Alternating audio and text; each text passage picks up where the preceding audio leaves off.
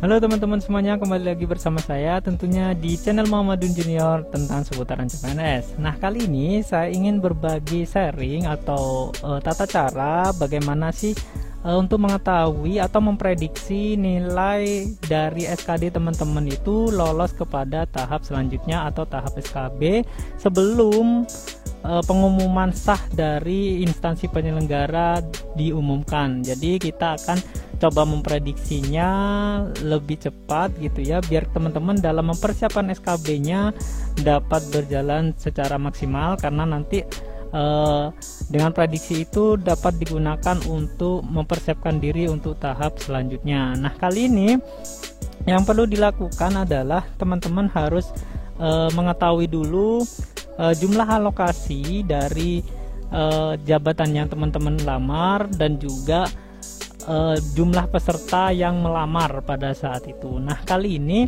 mungkin dari peserta CPNS yang jumlah pesertanya sangat sedikit itu tidak masalah ya, karena bisa diprediksi secara manual, itu sangat mudah gitu ya. Jadi teman-teman tidak perlu repot gitu ya mencari data gitu. Namun bagi pelamar CPNS yang sangat banyak sekali, nah dalam hal ini saya ingin mempercontohkan ya, atau mengambil sampling atau contoh untuk memprediksi di lingkungan Kementerian Hukum dan HAM, khususnya di jabatan penjaga tahanan, karena di sini sangat banyak sekali pesertanya, yaitu mencapai puluhan ribu.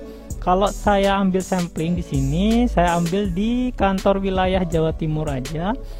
Nah, di sini setelah saya download data, pertama kita harus buka ke halaman CPNS Kemenkumham.go.id. Terserah teman-teman nanti di mana teman-teman mendaftar. Cuma saya di sini hanya menyontohkan saja ya, mengambil sampling aja, sampling data untuk digunakan memprediksi ya. Nah, setelah di-download oleh teman-teman, kita download dulu. Setelah di-download,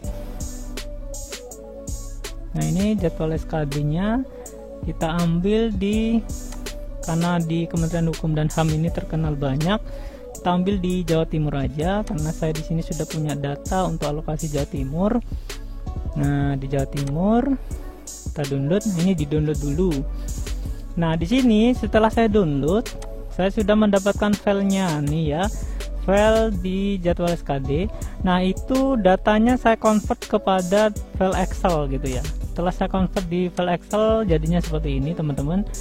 Nah, hal yang perlu teman-teman ketahui pertama adalah teman-teman harus mengetahui terlebih dahulu jumlah pelamar atau jumlah peserta pada tahapan seleksi SKD.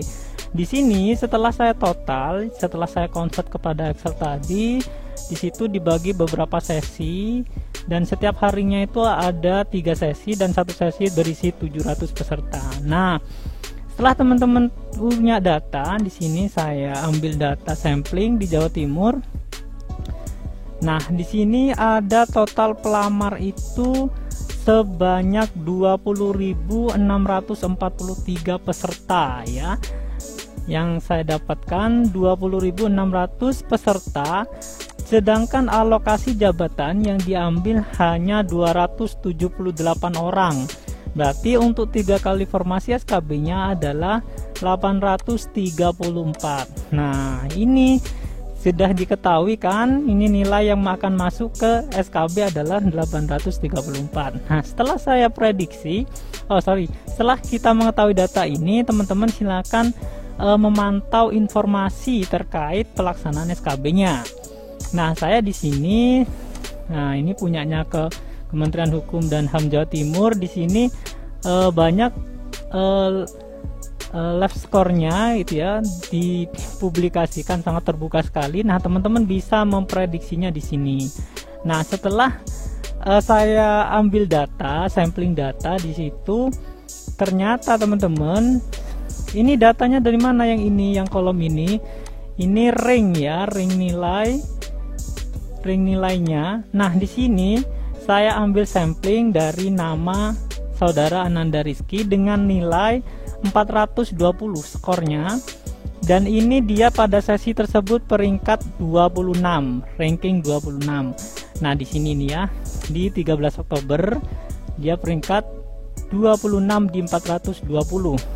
Nah, setelah kita total ya, kita urutkan, ternyata tadi saya juga melihat di ini ketika live score setiap harinya rank 4, nilai skor 420 itu ada di peringkat keberapa. Nah, di 9 Oktober tanggal sesi 1 itu peringkat 26, sesi 2 41, sesi 3 38. Nah, terus selanjutnya tanggal 10 Oktober sesi 1 30, sesi 2 29, sesi 3 peringkat 21 gitu ya. Jadi ini kita berpatokannya adalah pada nilai teman-teman yang teman-teman peroleh gitu.